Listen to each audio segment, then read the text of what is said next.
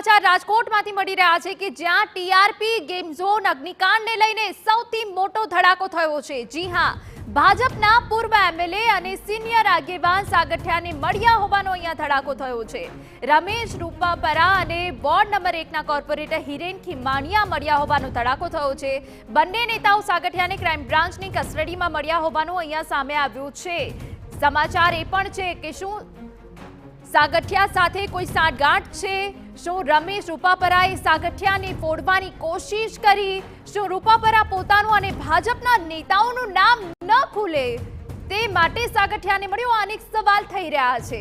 અગાઉ કોંગ્રેસના ધારાસભ્ય જિગ્નેશ મેવાણી પણ એક પૂર્વ એમએલએની ભૂમિકા પર સવાલ ઉઠાવ્યા હતા અને ફરી એ જ વખતે સમાચાર અને અહેવાલ પ્રાપ્ત થઈ રહ્યા છે કે ભાજપના પૂર્વ એમએલએ અને સિનિયર આગેવાન સાગઠિયાને મળ્યા છે।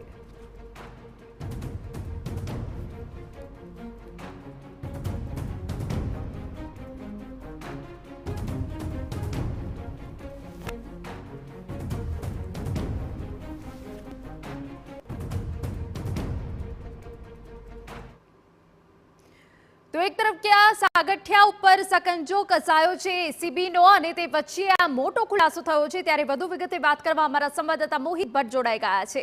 મોહિત, એક તરફ જ્યાં સાગઠિયાની જે અપ્રમાણસર મિલકતો છે, કરોડોની અપ્રમાણસર મિલકત મળી રહી છે અને એ વચ્ચે ક્રાઇમ બ્રાન્ચની મુલાકાતે કોઈ ભાજપના સિનિયર આગેવાન અને પૂર્વ એમએલએ પહોંચ્યા હતા। આ મુલાકાત હવે શું સૂચવી રહી છે?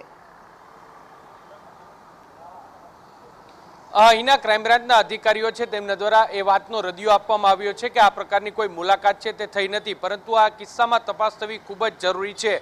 અગાઉ જે વડગામના ધારાસભ્ય જિગ્નેશ મેવાણી છે તેમના દ્વારા એક નિવેદન આપવામાં આવ્યું હતું અને તેમના દ્વારા કહેવામાં આવ્યું હતું કે પૂર્વ ધારાસભ્ય છે તેમના દ્વારા આ જે સાગઠિયા છે તેને ફોડવાનો પ્રયત્ન છે તે કરવામાં આવ્યો છે અને સાગઠિયા છે તે તેના જે આકાઓ અને ભાજપના આગેવાનો છે તેમનું નામ ન દે તે માટેની તેમને લાલચ છે તે આપવામાં આવી છે। જો તે ભાજપના આગેવાનોનું નામ ન આપે તો તેમને જલ્દીમાં જલ્દી આ કેસમાંથી મુક્ત કરી દેવામાં આવશે તેવી બાંહેધરી આપવામાં હોવાની વાત છે। આ ચર્ચાઓ છે તે શરૂ થઈ હતી। આ વચ્ચે એક મહત્વની વાત સામે આવી છે કે એક પૂર્વ ધારાસભ્ય રમેશ રૂપાપરા કે જે ભાજપના સિનિયર આગેવાન છે અને વોર્ડ નંબર 1ના કોર્પોરેટર હિરેન ખીમાણીયા આ બંને દ્વારા ક્રાઇમ બ્રાન્ચની કસ્ટડીમાં સાગઠિયાને મળવાનો પ્રયત્ન છે તે કરવામાં આવ્યો હોય તેવી વાત છે તે સામે આવી છે। સવાલ એ વાતનો ઉઠી રહ્યો છે કે શા માટે રમેશ રૂપાપરા છે તે સાગઠિયાને મળ્યા હતા? એક એવો વ્યક્તિ કે જે ભ્રષ્ટાચાર યુક્ત વ્યક્તિ છે, એક એવો વ્યક્તિ કે જે ટીઆરપી ગેમ ઝોનમાં મુખ્ય જવાબદાર વ્યક્તિ છે અને તેમને આ પ્રકારનો ગુનેગાર છે તેમને મળવાનો હેતુ શું હતો તે એક મોટો સવાલ છે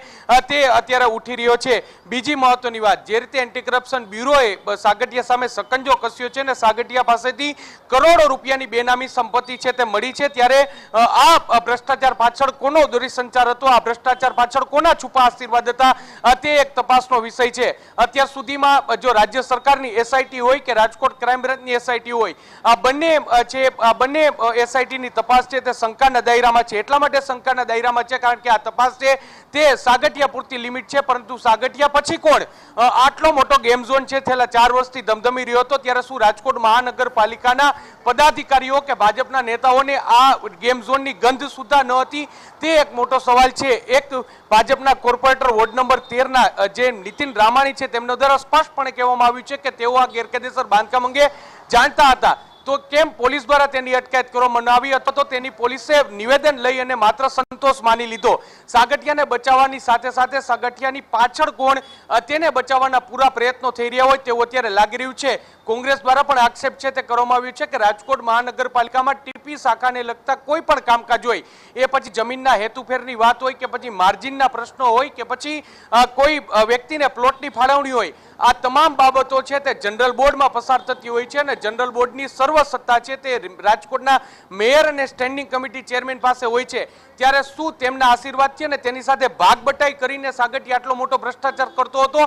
અને જો તે કરતો હોય તો આ પદાધિકારીઓ છે તેની સામે તપાસ થવી ખૂબ જ જરૂરી છે। આખા મામલામાં અત્યાર સુધી પદાધિકારીઓની ભૂમિકા, ભાજપના નેતાઓની ભૂમિકાને લઈને જે તપાસ કમિટી છે તે પોતાનું મૌન રાખ્યું છે। તપાસ કમિટી દ્વારા કોઈ પણ પ્રકારનું નિવેદન આપવામાં આવ્યું નથી, જ્યારે હવે આ મોટો ખુલાસો થયો છે ત્યારે તેને લઈને તપાસ કમિટી તપાસ કરે તે ખૂબ જ જરૂર છે. એન્ટી કરપ્શન બ્યુરોના સકંજામાં જ્યારે અત્યારે સાગઠિયા છે ત્યારે સાગઠિયાની પૂછપરછ બાદ તેમની સાથે તેમના આકાઓ છે, તેમના ગોડફાધર છે, તેની તપાસ થશે કે કેમ તે એક મોટો સવાલ છે. જી હિના. બિલકુલ મોહિત, વધુ વિગત અમે તમારી પાસેથી લેતા રહીશું. જે રીતે અમારા સંવાદદાતા ખૂબ અગત્યની જાણકારી આપી રહ્યા છે, પરંતુ હવે તપાસ થવી જરૂરી છે કે આખરે સાગઠિયાની પાછળ કોણ છે.